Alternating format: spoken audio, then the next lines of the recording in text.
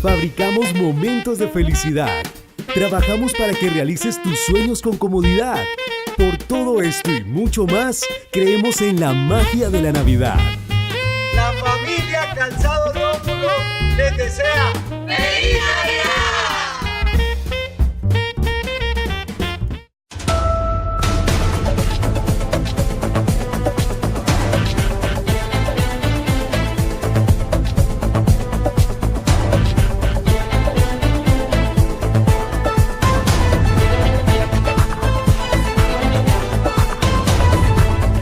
Amables televidentes, los saludamos desde el Canal 2, el canal de nuestra gente. En esta ocasión vamos a estar conversando con el doctor Angelino Garzón, quien acaba de ser nombrado embajador de Colombia en Costa Rica y quien está haciendo preparativos para salir de viaje a tomar posesión el próximo 2 de enero del año 2019 de esta responsabilidad diplomática que cumplirá en adelante. Doctor Garzón, muchas gracias por aceptar la invitación al programa y la pregunta obligada: ¿cuándo está saliendo usted a tomar destino a San José, Costa Rica? Luis Alberto, muchas gracias por la invitación. Mi saludo fraterno para todas las personas que habitan en la parte urbana y rural de Cali, del Valle del Cauca y de Colombia. Y yo estaré saliendo junto con mi esposa Monse y nuestro perro Orión el día 27 de diciembre y asumiré el cargo de embajador de Colombia en Costa Rica a partir del 2 de enero del 2019. Bueno, usted asume como embajador de Colombia en Costa Rica el próximo 2 de enero. Cuando el presidente Duque le ofreció el cargo, ¿le ofreció varias alternativas o solo le ofreció la alternativa de Costa Rica? No, él me ofreció varias alternativas, incluyendo algunos países europeos. Pero yo al final opté, previa consulta con Monse, por Costa Rica porque es un país pequeño, es un país muy importante en materia del turismo, en los temas ambientales, en los temas de paz, de los derechos humanos, y porque está relativamente cerca de Colombia, tanto de Bogotá como de Cali. Y por razones de salud, yo tengo que estar en algún sitio donde se requiere con urgencia venir a Bogotá o a Cali para ser atendido médicamente me pueda trasladar. Y además porque Costa Rica tiene un clima muy parecido a Cali. Costa Rica es exactamente un país que en el concierto de América Latina lo conocemos como el país que no tiene ejército, como el país que es con Miami y con Ciudad de Panamá el tercer hub, el tercer centro de concentración de negocios y de vuelos internacionales que hay en el continente, pero en realidad poco más que eso conocemos los colombianos de Costa Rica. Pues yo como embajador de Colombia en Costa Rica tengo un deber de contribuir a fortalecer integralmente las relaciones de Costa Rica con Colombia, de ver a Costa Rica siempre como un país hermano, como un país igual a Colombia, y obviamente que contribuir a que en Colombia nos interesemos por buenas prácticas de Costa Rica en los temas de turismo, en los temas ambientales, en los temas de convivencia pacífica y en los temas de respeto integral a los derechos humanos. ¿Usted ya ha estado en Costa Rica antes? ¿Había conocido el país? Pues yo tuve oportunidad de ir a San José de Costa Rica en el año 2000, cuando era ministro del Trabajo y el alto consejero para la paz era Camilo Gómez, y ministro de Desarrollo era Augusto Ramírez Ocampo, que en paz descanse. Fue invitado a un evento que se hizo en materia de paz, con presencia de una delegación del Ejército de Liberación Nacional, y estuve 24 horas en San José. Solamente salimos del hotel para asistir a una reunión entonces con el presidente Oscar Arias. La verdad es que no recordaba mayor cosa de Costa Rica.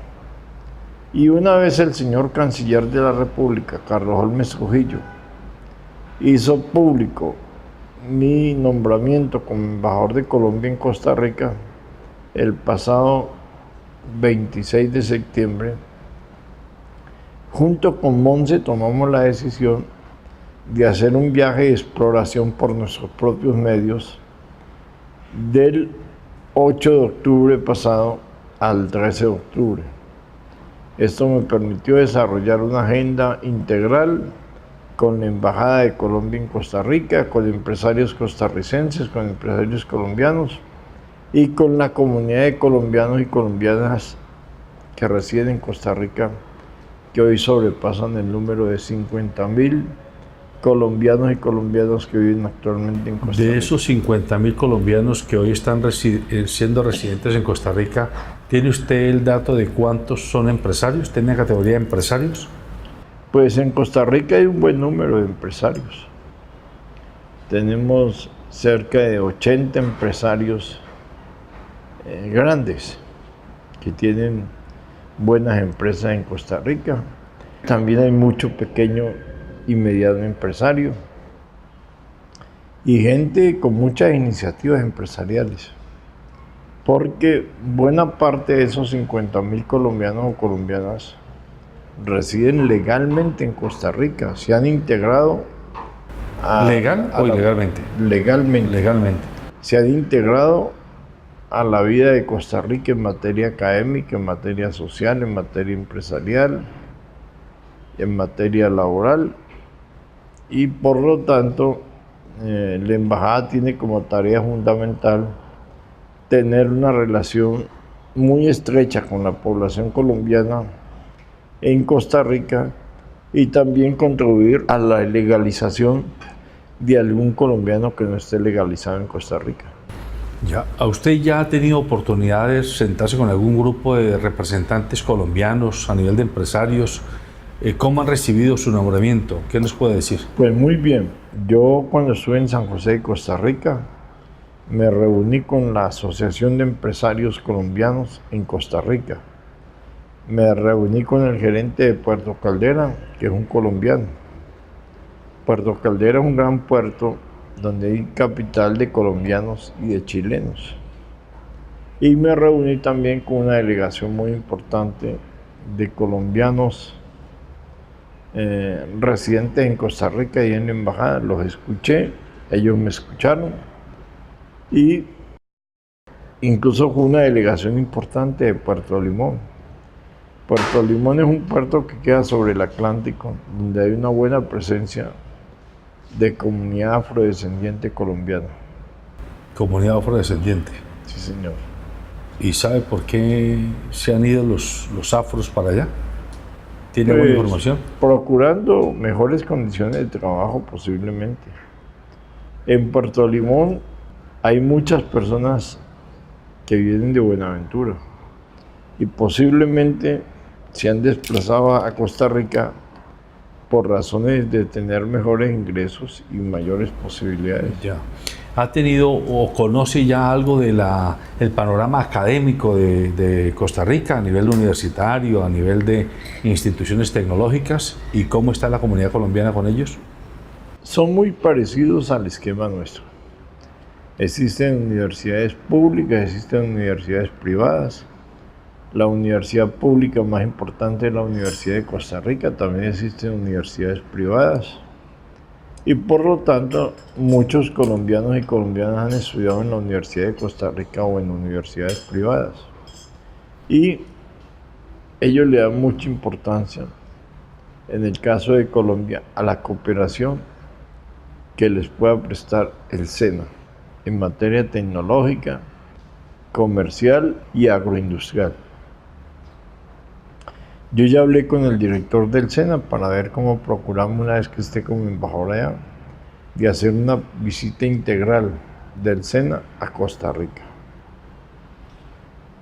Entiendo que los costarricenses como país y como nación marcan diferencia muy notable con el resto de países centroamericanos, con Honduras, Guatemala, Nicaragua, Salvador, y pues por la información que se recibe, pareciera que el origen de Costa Rica está muy mediado por colonizaciones alemanas de Centro Europa, que han hecho que el comportamiento del costarricense sea marcadamente distinto al del resto de centroamericanos. ¿Usted ha percibido eso? Lo que pasa es que cada país en América Latina tiene una historia diferente. Costa Rica, comparado con otros países centroamericanos o del Caribe o de la propia Colombia, tiene un origen diferente. Ellos le han dado mucha énfasis a los temas del turismo, del medio ambiente, de los derechos humanos y de la convivencia pacífica. Y esa es una gran fortaleza que tiene Costa Rica, de la cual tenemos que aprender mucho de ella. Así como Colombia tiene muchas fortalezas y muchas cosas para enseñar, también tiene muchas cosas para aprender de otros países. Y creo que debemos de aprender muchas cosas de Costa Rica, y lo que es más importante es que fortalecer integralmente las relaciones de Costa Rica con Colombia y contribuir a unas sanas y positivas relaciones de Costa Rica con todos los países de Centroamérica y de América Latina. Costa Rica tiene a su haber un premio Nobel de Paz y ese premio Nobel entiendo que lo mereció el doctor Arias por su papel, por su protagonismo en toda la negociación del conflicto centroamericano que hubo entre finales de los 80 y los 90 del siglo pasado. Yo creo que lo más importante de los acuerdos de paz que hubo en Nicaragua, que hubo en El Salvador y que hubo en Guatemala, fue gracias a la voluntad política de los gobernantes de esos países y de los grupos armados ilegales de estos países. Y obviamente que en esos diálogos contribuyó mucho Óscar Arias como presidente de Costa Rica. Eso le mereció ganarse el Premio Nobel de Paz. Pero los acuerdos de paz en cualquier país dependen de la voluntad política de las partes de ese país. Depende mucho del gobierno del respectivo país y de los grupos armados ilegales de esos países. Pero Óscar Arias es un gran patrimonio en la lucha por la paz y por los derechos humanos de Costa Rica y de todo Centroamérica. ¿Tiene usted alguna misión particular con respecto a la negociación de paz con el ELN en su misión diplomática en Costa Rica? Yo le respondo las cosas generales. La negociación de paz del Ejército de Liberación Nacional con el gobierno nacional depende de la voluntad política. En primer lugar, del Ejército de Liberación Nacional y también del gobierno colombiano. Yo le respondo que esa voluntad política la tiene Iván Duque. Él le ha puesto como condición al Ejército de Liberación Nacional que ellos tomen la decisión de manera unilateral, dejar en libertad a todas las personas secuestradas, abandonar la práctica del secuestro por considerarla violatoria de la dignidad de las personas y el derecho internacional humanitario, y cesar todo tipo de acciones violentas en Colombia. Creo que si el Ejército de Liberación Nacional tomara esa decisión, encontraría en Iván Duque un buen interlocutor para esa negociación. Y obviamente que como lo he conversado con él sabe que cuenta con toda mi colaboración para el éxito de esas conversaciones. O sea que usted tácitamente me está aceptando que existe la posibilidad de que Angelino Garzón sea facilitador o negociador de un nuevo proceso con el ELN de su embajada en Costa Rica. Yo lo único que le digo es que yo coincido plenamente con el presidente Iván Duque cuando le ha dicho al Ejército de Liberación Nacional, recogiendo la aspiración de la población colombiana y de la comunidad internacional, de que lo mejor que ellos pueden hacer es poner en libertad a las personas secuestradas. cesar la práctica del secuestro, que es un delito de lesa humanidad, y abandonar las acciones violentas en nuestro país. Y que en ese propósito, si el presidente así me lo solicita, yo estoy dispuesto a colaborar.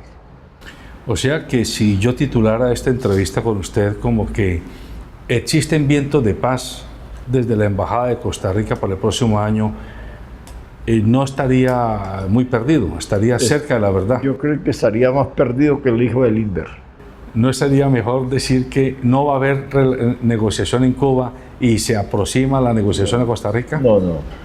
El gobierno colombiano, como el Ejército de Liberación Nacional, consideran que Cuba es un buen anfitrión y que hace una labor muy profesional en favor de la paz en Colombia. Y por lo tanto, yo lo único que le digo es que el presidente Iván Duque sabe que cuenta con la colaboración, si él me lo solicita, en temas de paz, en temas de derechos humanos, en los temas de diálogo social.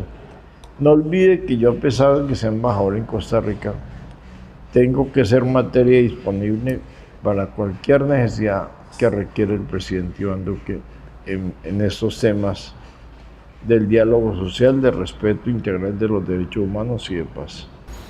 Bueno, dejemos el tema allí porque ya quedó señalada esa posibilidad, esa expectativa de cara al próximo año.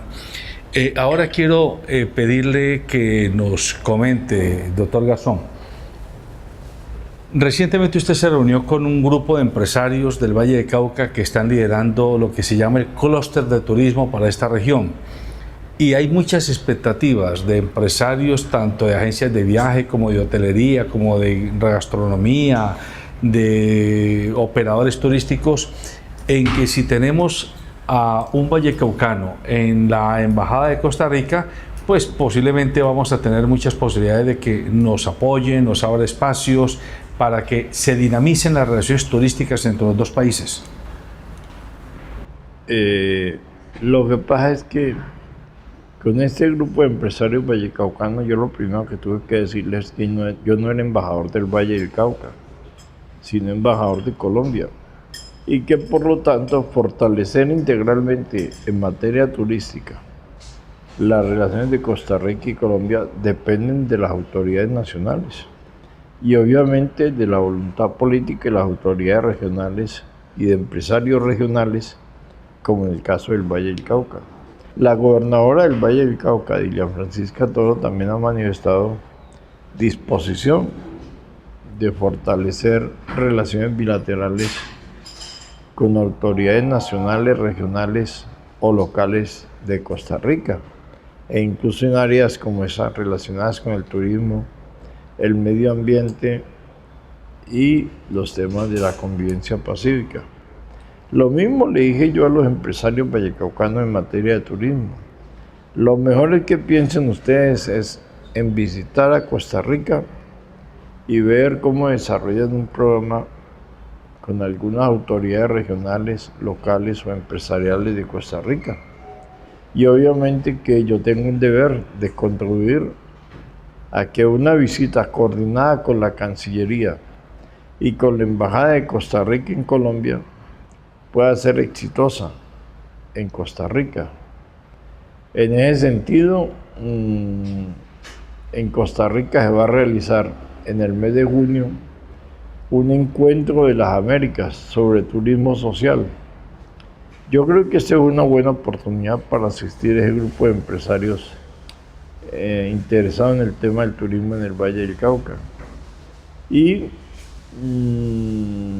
también las cajas de compensación, porque uno de los sectores con muy buenas prácticas en materia de turismo social en Colombia son las cajas de compensación. En el Valle tenemos dos cajas muy importantes, que es Confenalco y Confandi, presididas incluso por delegados de los trabajadores. Y en ese sentido me parece que es muy importante la asistencia a ese encuentro de las Américas sobre turismo social en junio, que se va a realizar en San José de Costa Rica. Y obviamente que yo, una vez asuma como embajador, Voy a procurarte más información de ese encuentro y interesar que vayan empresarios del Valle del Cauca, de Colombia, a ese encuentro. Creo que los del Valle del Cauca pueden hacer un gran aporte en temas relacionados con turismo social, con los temas ambientales, por ejemplo el turismo hacia Buenaventura, con los temas religiosos, como el turismo que se desarrolla alrededor de Buga, del Milagroso de Buga, y con turismo médico, que es el turismo de mucha gente que viene del exterior a hacerse tratamientos médicos en Cali, porque les salen muy eficientes y muy baratos. Y que en eso parece que el Valle tiene mayores posibilidades de competir, porque Costa Rica es mucho más costoso que Colombia y que el Valle en particular en este tipo de servicios. Pues yo no quisiera hacer esas comparaciones odiosas. Claro que si uno compara horizontalmente el costo de vida en Costa Rica con el costo de vida con Colombia, es mucho más rentable a nosotros vivir en Colombia que vivir en Costa Rica, porque Costa Rica es un país bastante costoso. ¿Está dolarizado sin estar dolarizado? Es uno de los países más costosos de América Latina. Y por lo tanto, nosotros tenemos grandes fortalezas en el Valle y en Colombia, en materia de salud. Nosotros hemos avanzado mucho en lo que se llama la medicina en materia cardíaca, en materia odontológica, en materia oftalmológica y en materia estética. Y por lo tanto, mucha gente que vive en otros países, en el exterior, viene a hacerse ese tipo de tratamientos en Colombia porque se hacen de manera eficiente y les resulta rentable económicamente. Por eso yo creo que entre los propósitos de fortalecer integralmente las relaciones de Costa Rica con Colombia están los temas de salud. ¿Cómo logramos que haya un mayor intercambio, incluyendo los temas científicos, en materia de salud entre Costa Rica y Colombia, lo mismo que en materia educativa y en materia cultural? Entiendo que Costa Rica con Ecuador, en particular en América del Sur, son dos destinos muy apetecidos por los jubilados canadienses, jubilados americanos, que quieren ir a comprar unas tierras, unas casas de habitación y, digámoslo, invertir su plata de jubilados en esos países. ¿Podríamos nosotros estar pensando que a futuro Colombia y esta zona del país en particular podría también competir por atraer ese tipo de extranjeros? Yo no conozco las condiciones particulares del Ecuador, pero Costa Rica tiene una gran fortaleza, que es un turismo dirigido para pensionados de los Estados Unidos y del Canadá. Esto tiene que ver la tranquilidad, tiene que ver los temas ambientales. Y obviamente que yo creo que esta es una buena práctica que hemos aprendido de Costa Rica. A mí sí me parece que el Valle del Cauca podía ofrecerle un turismo receptivo a muchos pensionados en Colombia y en el exterior que vinieran aquí, porque pueden encontrar un clima bastante benigno y pueden encontrar condiciones médicas bastante favorables. Pero ahí se requiere mucho la tranquilidad y la seguridad. Y por lo tanto, con estos niveles de violencia que hemos tenido en Colombia, en el Valle y en Cali, pues ni un loco se le ocurre venirse a vivir en estas regiones, porque consideran que pueden correr riesgos. El tema del turismo está muy ligado a los temas de la convivencia pacífica y a la seguridad de no correr riesgos. Claro que en el mundo hay gente que le gusta el turismo de aventura, pero eso no es la mayoría de la gente. Esa es una minoría. Así es. Hay otra fortaleza que tiene Costa Rica en su desarrollo territorial y es el tema medioambiental. Ellos han invertido desde hace muchos años en cuidar sus bosques, en reforestar sus bosques, en cuidar sus fuentes de agua, en cuidar los volcanes que tienen, los páramos. Allí supongo yo que usted como embajador va a promover el que desde los institutos que manejan el medio ambiente en Colombia con institutos costarricenses pueda hacer un trabajo mancomunado. Esa es una gran fortaleza de Costa Rica, los temas ambientales. Incluso ahora lo han ligado con la figura de bandera azul. Es decir, toda aquella persona que trabaje en favor del medio ambiente, que contribuya a la siembra de árboles, al sostenimiento de zonas verdes, de la fauna ambiental, es merecedora de la bandera azul.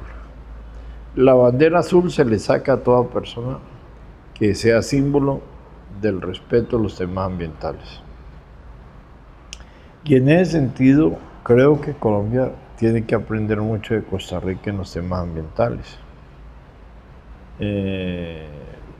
Porque los temas ambientales para Costa Rica se han convertido en un gran factor de desarrollo turístico y desarrollo económico. También lo podemos hacer en Colombia, pero es fundamental un clima de convivencia pacífica y de lucha por la seguridad. Porque no hay violencia buena o violencia mala. Todas las violencias son malas, las haga quien las haga. Y la violencia conspira contra la tranquilidad de la gente y contra una política integral en favor del turismo y del medio ambiente. Así es. Teniendo en cuenta que Costa Rica es un país que se la ha jugado por eso que usted llama la convivencia pacífica, por el respeto a los derechos humanos y que no tiene ejército, ahora que usted va a estar allá representando al país, ¿qué expectativas tiene usted en cuanto a qué podemos aprender nosotros del manejo civil de la policía que hace Costa Rica y de alguna forma cómo eso puede servir para que aquí claramente se deslinde uno el papel del ejército y el papel de la policía? Eso ya está inventado en el mundo entero. Una cosa son las fuerzas militares y otra cosa es la fuerza de policía. La fuerza militar es una fuerza de combate y las fuerzas de policía es una fuerza cívica, ciudadana. Y lo primero que hay que anotar es que Colombia tiene un convenio integral con Costa Rica en materia de seguridad. E incluso es un convenio que descansa sobre la base de una buena relación con la policía colombiana y sobre la base de una buena relación con las otras instituciones militares colombianas, con el ejército, con la Fuerza Aérea, con la Armada Nacional. En el caso de Costa Rica, ellos tienen 13 modalidades de policía. Ellos no tienen una sola policía centralizada como en Colombia. Y obviamente que el convenio integral de Colombia en materia de seguridad con Costa Rica incluye la transmisión de las buenas prácticas que tenemos en Colombia en materia de policía. Allá existe como agregada policial en la embajada una coronel mujer full, que es la agregada de la policía colombiana en Costa Rica. Y ella tiene un intendente, asistente. Ellos dependen institucionalmente de la embajada, pero tienen su propia dinámica en materia de seguridad con el gobierno de Costa Rica, que se hace en coordinación también con el gobierno de los Estados Unidos. Con esto lo que quiero resaltar es que Colombia es un país con muy buenas prácticas en materia de seguridad y de actividad de la policía en la lucha contra el narcotráfico, contra el crimen organizado en las ciudades, contra la violencia y de respeto a los derechos humanos.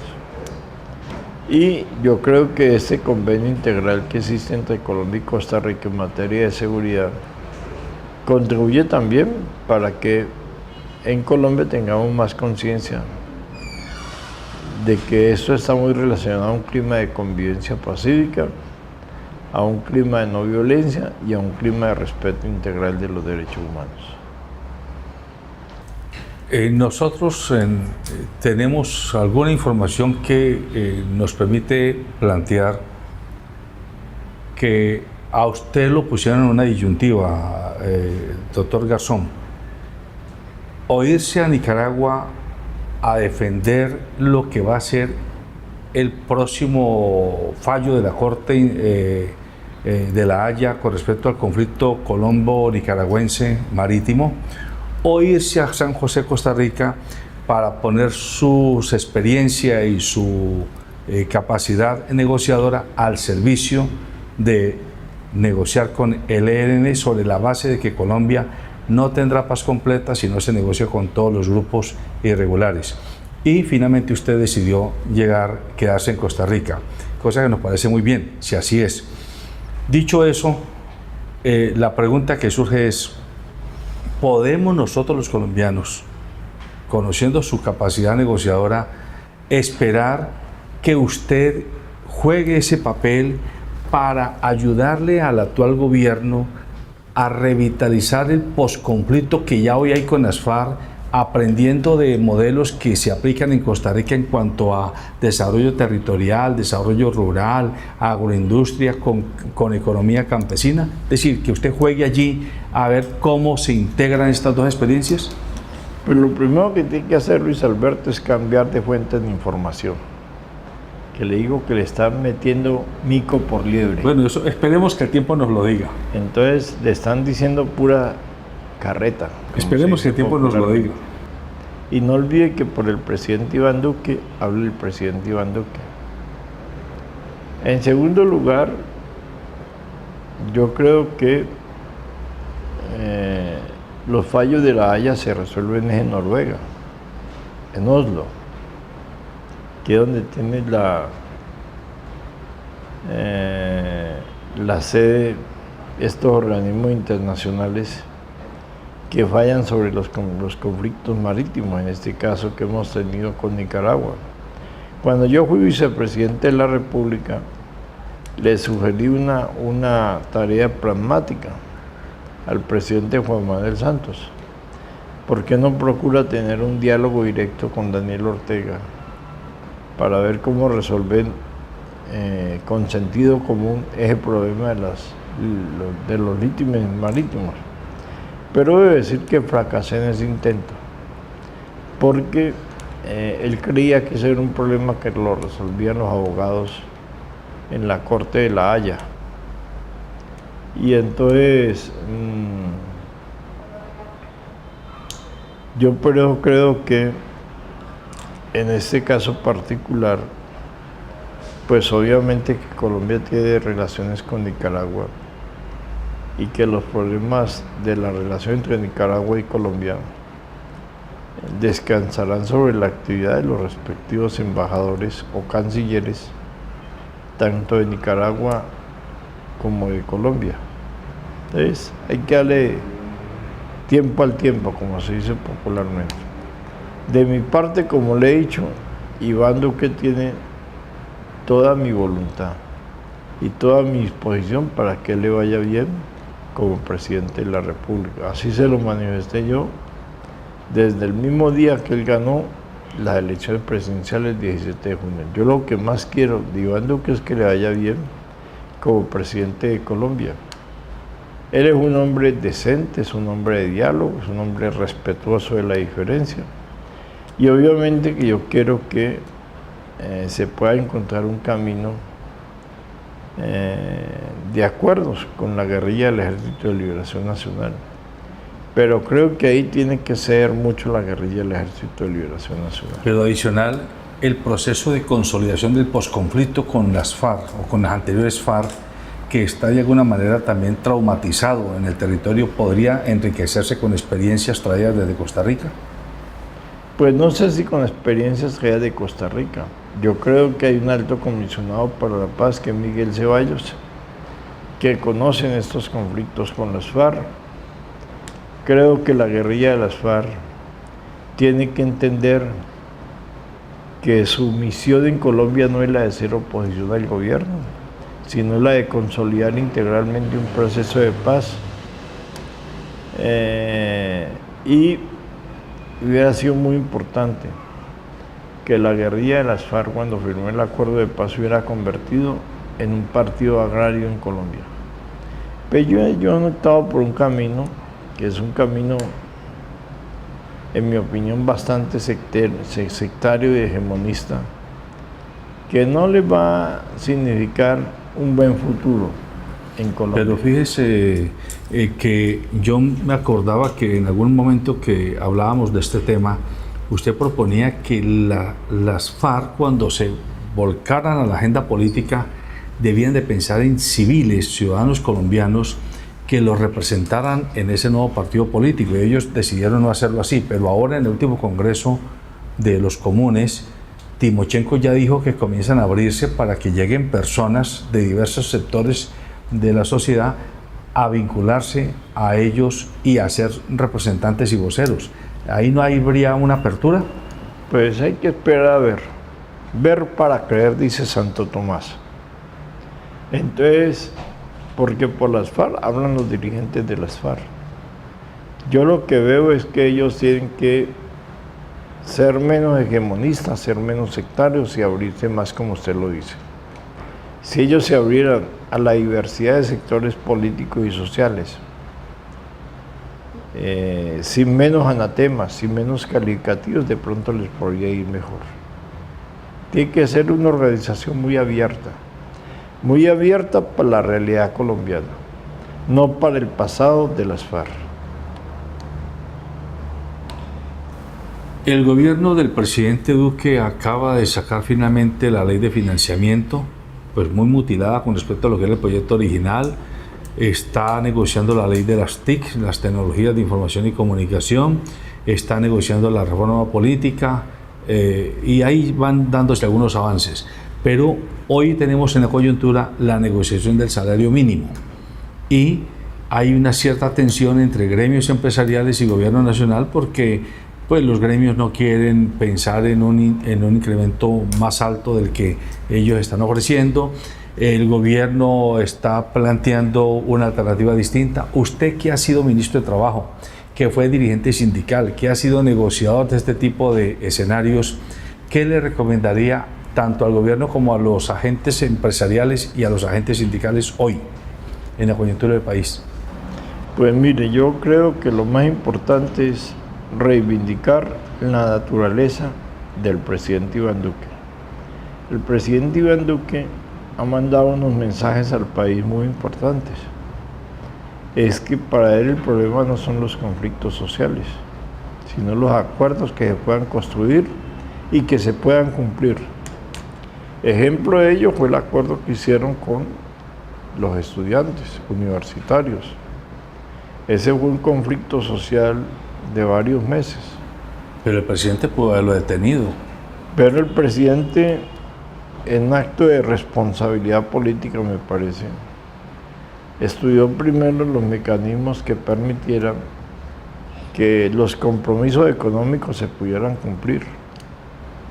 Yo creo que es una de las cosas que hay que reivindicar, que él ha preferido que se demoren los conflictos sociales antes de andar de calenturiento haciendo acuerdos para después no cumplirlos, que es la tradición en Colombia. La tradición en Colombia ha sido, hacemos un acuerdo y después no se puede cumplir. Y después la gente está reclamando el cumplimiento del acuerdo. En este caso, él llegó a un acuerdo con los estudiantes históricos. No ha habido ningún gobierno en Colombia en los últimos 50 años que hubiera hecho un acuerdo con los estudiantes para incrementar los recursos en favor de la educación pública. Yo creo que eso es un hecho importante.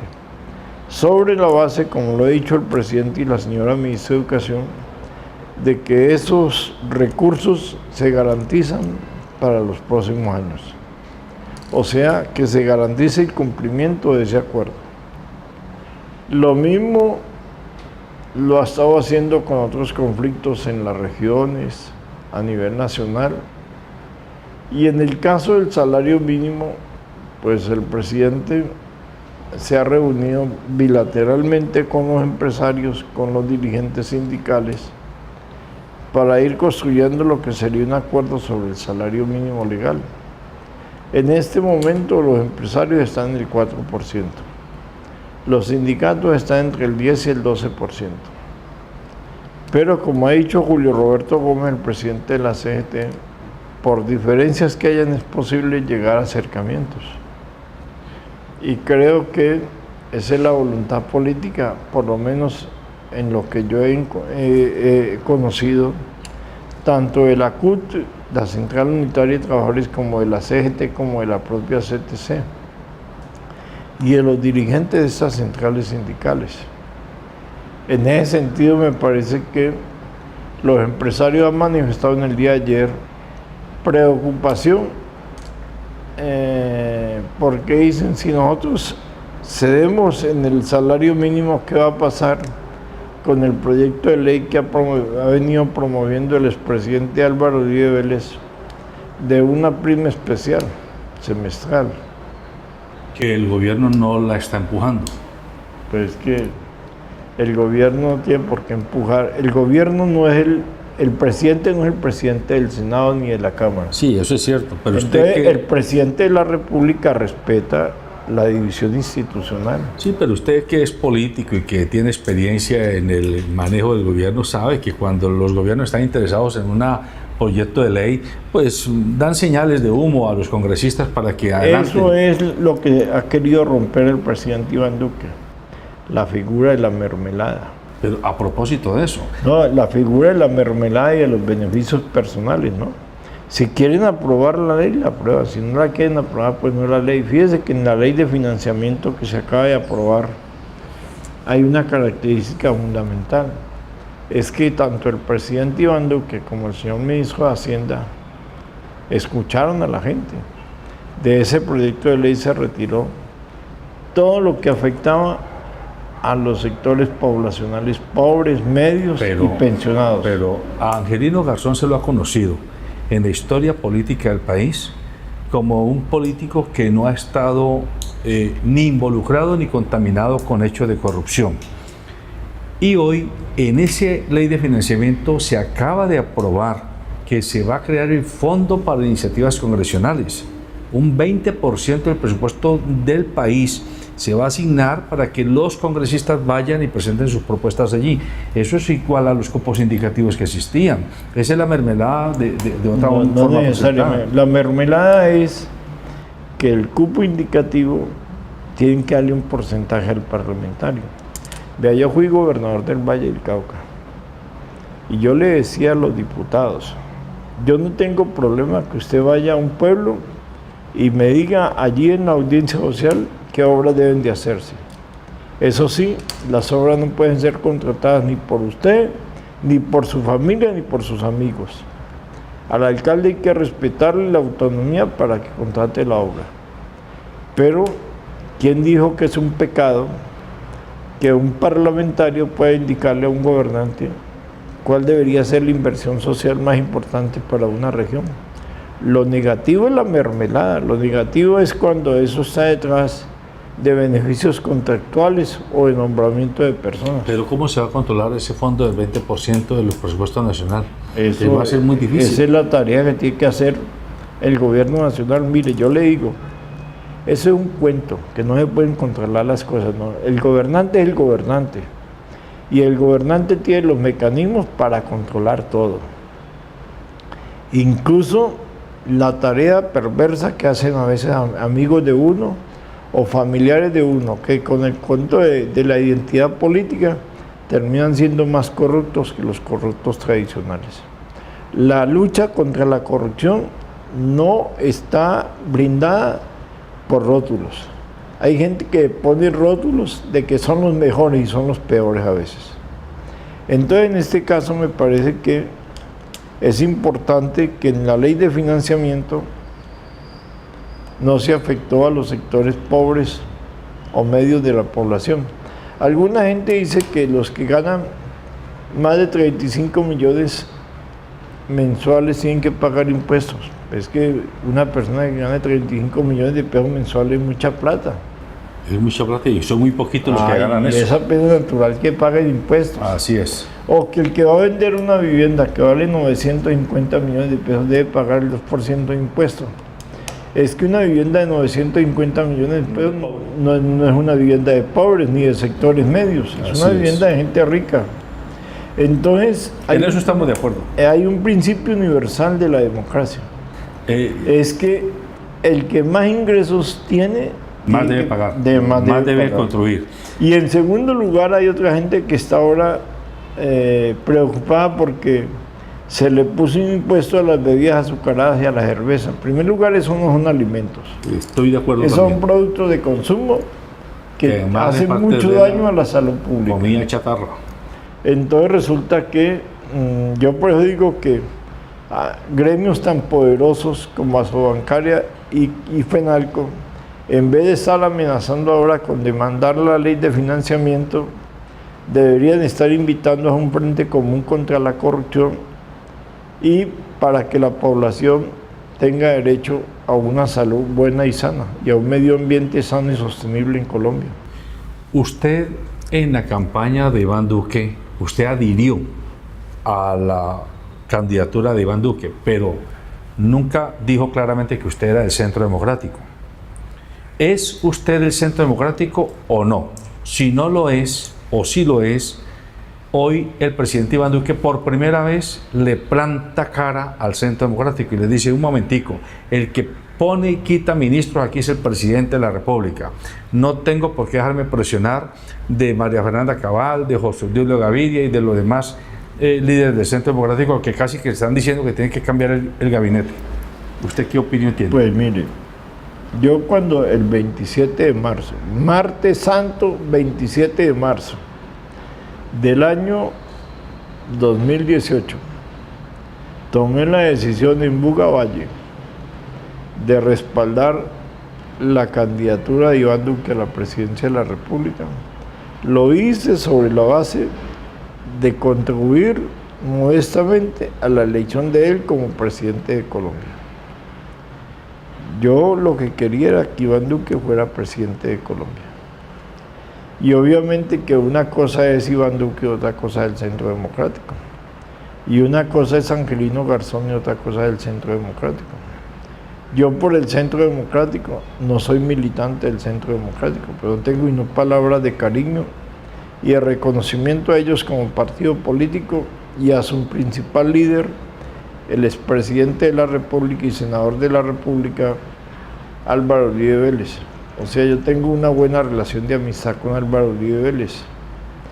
Y creo que si alguna cosa tienen que hacer los sectores democráticos de izquierda en Colombia, incluyendo los de la guerrilla de las FARC, deberían de tener más diálogo con Uribe, procurar más coincidencias políticas con Uribe. Seguir entregando planticas como hizo la exmujer de Tiro Fijo al expresidente Uribe. Eso me parece un acto de reconciliación muy bello en el Congreso de la República, como el juego de Antana Mocus de confiar en el otro, que lo hizo también con el expresidente Álvaro Uribe Vélez.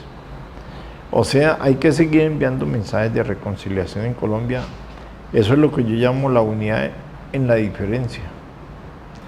A propósito de eso que usted acaba de decirme. El cuento no es el yo con yo. Permítame preguntarle, doctor Angelino Garzón, ¿qué le responde usted a tantos colombianos?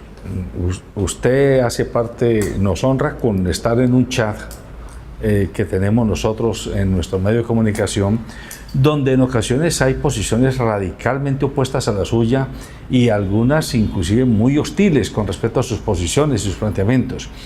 ¿Qué le responde usted a quienes plantean que Angelino Garzón adhirió a Iván Duque por oportunismo, porque se quiso acomodar, porque se olvidó de su historia, porque estaba buscando un cargo diplomático o en el alto gobierno? ¿Qué le dice usted al colombiano de a pie, que no conoce las intimidades de la relación política? Que para mí es muy importante que haya un presidente de la República. Y obviamente que haya un presidente de la República que yo hubiera podido contribuir a elegirlo como presidente, que me parece muy importante. En segundo lugar, y yo soy respetuoso del derecho de la libertad de las personas a expresarse. Y así esas personas me ofendan, yo defiendo el derecho de las personas a expresarse.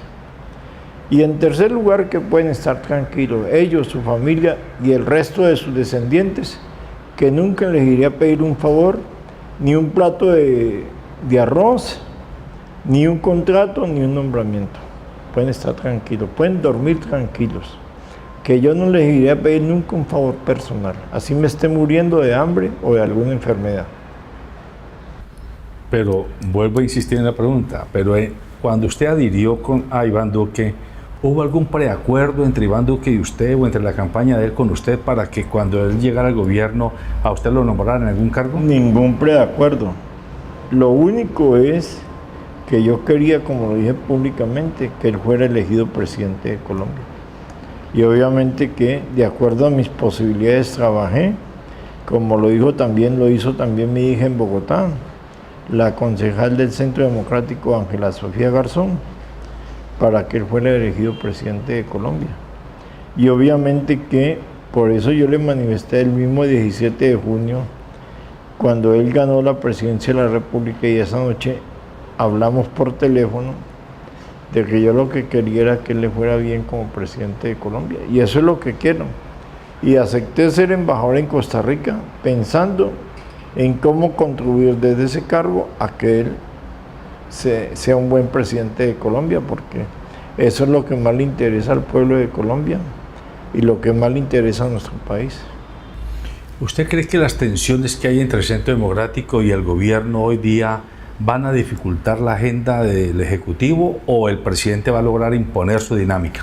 No, aquí no se trata de quién impone a quién, aquí no se trata de imposiciones, aquí se trata de diálogo. A mí me parece que es apenas natural que en las relaciones entre un gobernante y un partido político surjan dificultades, surjan contradicciones. Eso es natural. Como es natural que surjan contradicciones entre el Poder Ejecutivo, el Poder Legislativo y el Poder Judicial. Lo importante es dialogarlas y tener la voluntad para resolverlas positivamente. Yo creo que esa voluntad la tiene el presidente Iván Duque y la tiene también los principales voceros del Centro Democrático, empezando por el senador Álvaro Uribe Vélez. En los últimos 2 o 3 meses, la situación de la Ruta del Sol, de Luis Fernando Andrade, de Jorge Enrique Pizano, del Grupo Aval, del fiscal Néstor Humberto Martínez, han estado a flor de boca de todos los colombianos. Y todo esto se señala o se asimila con hechos de corrupción. ¿Usted cree que el país está preparado para hacer un verdadero desmonte de cualquier práctica de corrupción, venga de donde venga, así sea de grupos poderosos y o de funcionarios poderosos como el fiscal, para que el país tenga esos mensajes de unidad que usted está promoviendo? Pues yo creo que en Colombia, Iván Duque como presidente, lo único que hizo fue heredar problemas. Él no los ha creado.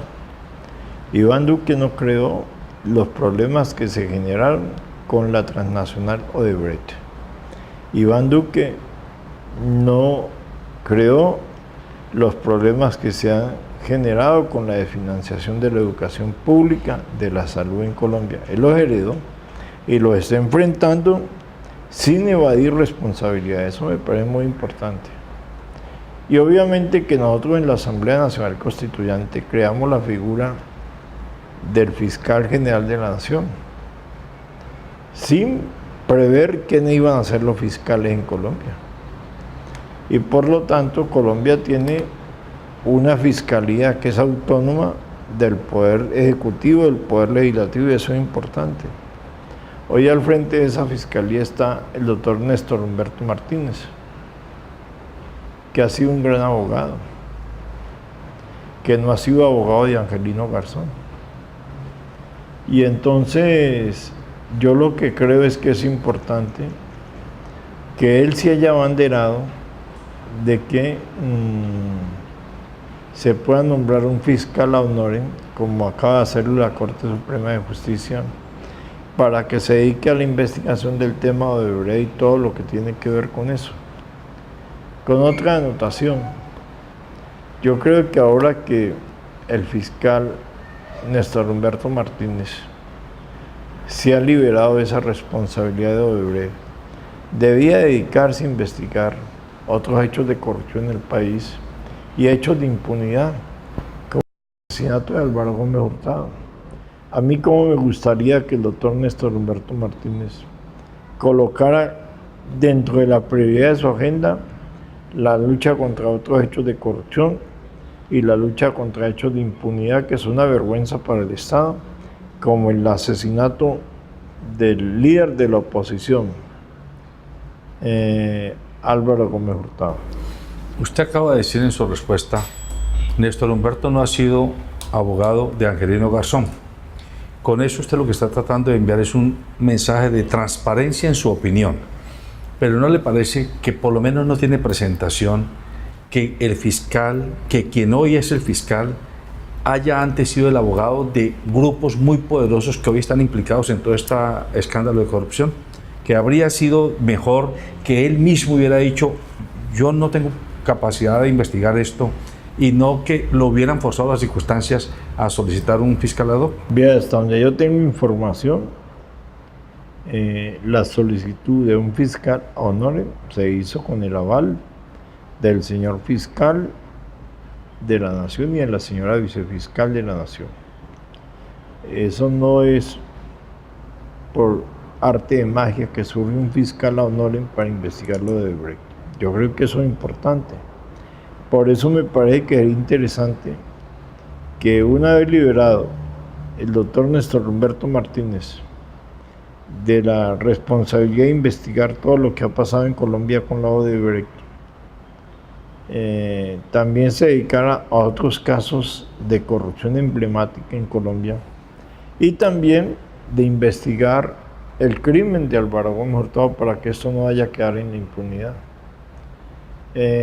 Y también investigar, ojalá, todos los fallos que han proferido aquí, por ejemplo, la Corte Constitucional en materia de decisiones, porque yo le digo, sería interesante que se investigara el fallo proferido por la Corte, la Sala Plena de la Corte Constitucional en abril del 2007, que le dio, obligó al departamento a pagar 20.700 millones de pesos por una carretera doble calzada Cali-Candelaria que nunca se construyó. Y que usted se negó a pagarla cuando fue gobernador, y porque no le habían hecho. No, yo al final no tuve que pagar el fallo de la Corte Constitucional. Bueno, pero al principio la demanda se originó porque usted no quiso pagar. Yo opté por todos los mecanismos legales. Es que la acción de tutela es un mecanismo legal, no solamente de los particulares, sino también de los servidores públicos. Y no olvide que una sala de 3, conformada por Alfredo Beltrán, Jaime Araujo y la oposición radical de Manuel José Cepeda, me dio la razón de que el departamento lo único que tenía que pagar eran 7.000 millones de pesos.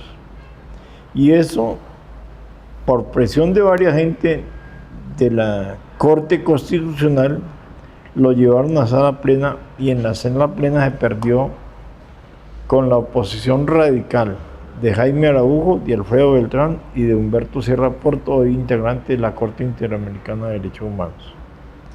Y esa sala plena la presidía Escobar Gil, hoy investigado por temas de corrupción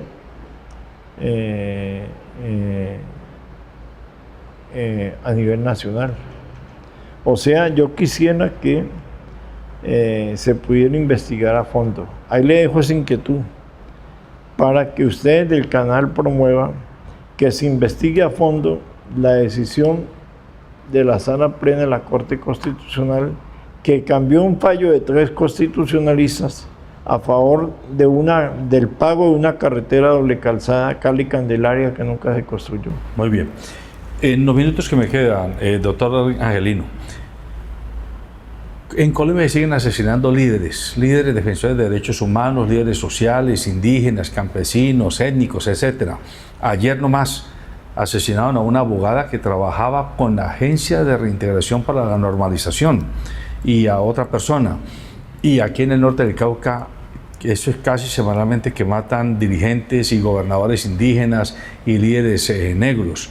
Frente a eso, a uno le da la impresión de que el gobierno no ha sido suficientemente beligerante en exigirle a las fuerzas de seguridad que protejan a este grupo de dirigentes sociales que de alguna forma están desprotegidos.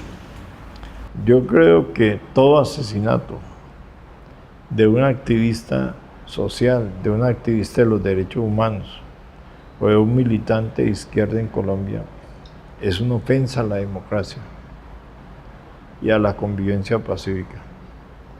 Y creo que todo lo que se pueda hacer por parte del Ejecutivo y del Poder Judicial para proteger la actividad social en Colombia, para proteger la actividad en favor de los derechos humanos y de la lucha por la democracia en nuestro país es bienvenida. En ese sentido, creo que hay que aprovechar más la voluntad política que ha expresado el presidente de la República contra ese tipo de asesinatos y de encontrar mecanismos eficaces de protección. Hay que aprovecharlo. En ese sentido, me parece que una buena iniciativa podría ser crear un grupo de jueces especializados para investigar quién está detrás de esos asesinatos. Porque, vuelvo y le repito, son asesinatos que van contra una política integral de derechos humanos y contra la democracia en nuestro país. La Colombia Humana fue el gran movimiento político que enfrentó la candidatura de Iván Duque. Hoy está en la oposición, obviamente, y también ha estado atravesada por problemas de escándalos y cosas que han pasado últimamente. Hoy usted, ¿cómo ve ese movimiento de 8 millones de colombianos, que representa a 8 millones de colombianos electores frente al nuevo gobierno? ¿Qué perspectivas cree que va a tener? Pues yo no hago parte de la Colombia Humana y por lo tanto sería muy atrevido de mi parte ponerme a opinar sobre la situación interna de ellos. Yo lo que creo es que la gran responsabilidad histórica que tiene la Colombia Humana es demostrarle al gobierno nacional y a la población en su conjunto que puede ser una alternativa de gobierno. Uno no puede ser una alternativa de gobierno solamente con un discurso o con una votación que haya sacado en un momento determinado. El problema no es decirlo, el problema es que le crean. Aquí lo que se trata es que la población vea que quien pretenda ser presidente de la República o gobernador en un departamento o alcalde en una ciudad tiene todos los méritos para ser el gobernante y que mediante el voto le permitan ser el gobernante. Yo creo que con una oposición irracional no se logra ser una alternativa de gobierno en nuestro país. En enero se va a sentar usted con Gavino y con los representantes del ELN para iniciar acercamientos en torno a la paz de Colombia con ese grupo irregular. Yo en los temas de paz, como en cualquier tema que tiene que ver con la realidad nacional, no puedo moverme sin el consentimiento del presidente Iván Duque. Pero si él se lo pide, usted lo va a hacer. Pero es que yo para qué me pongo a anticiparme. Pero si él mi ya se lo mamá no pidió. estuviera muerta, pues estaría viva. ¿Él ya se lo pidió? Él no me ha pedido nada. ¿Le ha insinuado la posibilidad? Tampoco. Bueno, vamos a ver que el tiempo nos diga si tenemos la razón. La información que tenemos es que Angelino Garzón va a jugar un papel muy importante en la próxima negociación política con el Ejército de Liberación Nacional desde su papel en la Embajada de Costa Rica. Pero Esperamos que así permítanme, yo sea. le respondo con lo siguiente.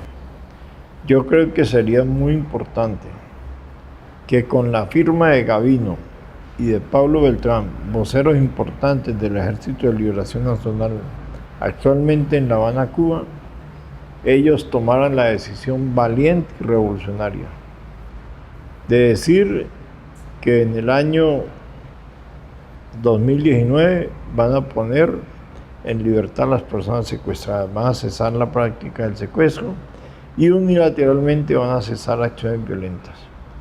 Si eso llegara a darse, yo creo que en Colombia más de una persona procuraría decirle al gobierno nacional, hombre, vale la pena sentarse a conversar con ellos. Bueno, amables televidentes, hemos terminado esta interesante conversación con el nuevo embajador de Colombia en Costa Rica, el doctor Angelino Garzón, y aunque él, por obvias razones, no lo puede aceptar plenamente, insistimos nosotros en que va a jugar un papel muy, muy importante en la próxima negociación que se va a hacer desde el Gobierno Nacional con el Ejército de Liberación Nacional. Y en esto, en nuestra opinión, el presidente Iván Duque ha puesto bien el ojo, porque Angelino Garzón, independiente de lo que se le cuestione o se le critique, habrá que reconocerle siempre que tiene unas muy buenas dotes de negociador, por su experiencia, por su trayectoria y por la actitud frente a eso que él llama unidos en la diferencia y cómo sentarnos a la mesa a gozar un almuerzo o un pan en paz y no en medio de la violencia. Le auguramos al nuevo embajador de Colombia en Costa Rica éxitos en su gestión y esperamos que cada que lo busquemos, así como siempre lo ha hecho, tenga la deferencia de atendernos, cosa que le agradecemos. Buenos días.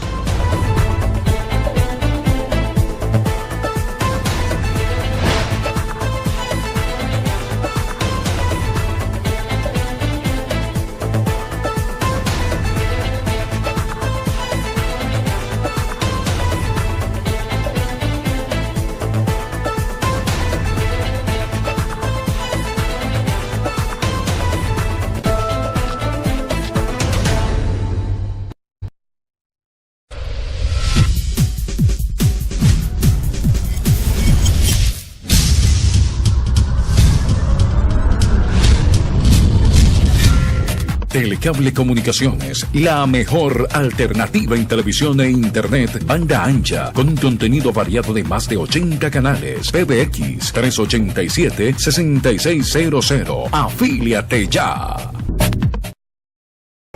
Nueva tecnología de pipe de estación en Colombia.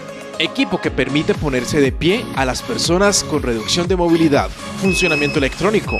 Soportes de estabilización. Diseño y fabricación a sus necesidades. Garantía de mejora de calidad de vida. Contáctanos. Tecnología a bajo costo económico. Transformando vidas, reviviendo emociones perdidas.